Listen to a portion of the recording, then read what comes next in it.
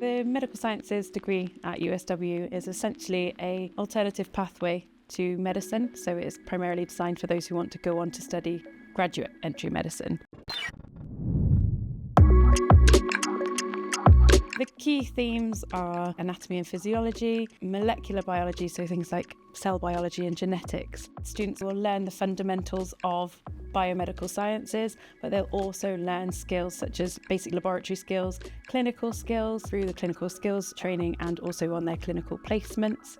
The course is also accredited by the Royal Society of Biology, which means that our graduates essentially have a standard set of skills and knowledge that is applicable to any employment field in the biosciences. So graduates often go on to study postgraduate medicine, but we have had students go on to do a physician associate course, to do PhD and masters, to public health roles. We're providing them with a solid scientific background as well as those clinical skills and multiple transferable skills for whatever field they do want to go into.